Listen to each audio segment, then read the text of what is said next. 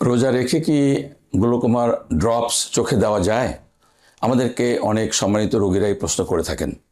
অবশ্যই দেওয়া যায়, কারণ আপনারা জানেন যে রোজা ভাঙ্গের যে কারণসমূহ তার মধ্যে কিন্তু একটি ইম্পর্ট্যান্ট হলো যে কোনো নিউট্রিশন যদি কেউ কোনোভাবেই খাবার তাহলে রোজা ভেঙে যাবে, কিন্তু চোখের ড্রপ কোনোভাবেই কোনো নিউট্রিশন নয়। এবং আমরা ওটা দিচ্ছি হলো চোখের ভিতরে, চোখ থেকে পাংটাম হয়ে নেজোলেক্টোমার ডাক্ট হয়ে নাকের মধ্যে আসে বা গলায় প্রবেশ করে। কোনো কোনো সময় দেখা যায় যে এটা গলার মধ্যে একটু তিতো ভাব হতে পারে, কিন্তু এটা হলো কিন্তু নিউট্রিশন না, এটা খাবার কোনো বিষয় না, এটা রোজা ভঙ্গের কোনো কারণ হতে পারে না।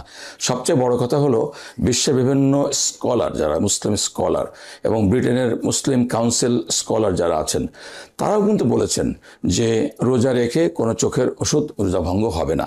গ্লুকোমার যে ড্রপসগুলো ব্যবহার করা হয় চোখের প্রেশার কমাবার জন্যে, সেটা চোখের একটি ড্রপ। আমরা যখন চোখের ড্রপটা দেই তখন সাধারণত বলে থাকি রুগীকে যে আপনি চোখের আঙ্গুল দিয়ে চোখের পাশে চাপ দিয়ে দেবেন, যাতে করে কিছুক্ষণ 1 থেকে 2 মিনিট চাপ দিয়ে ধরে রাখবেন, যাতে করে চোখের ওষুধটা নাক থেকে গলার মধ্যে যেতে না পারে।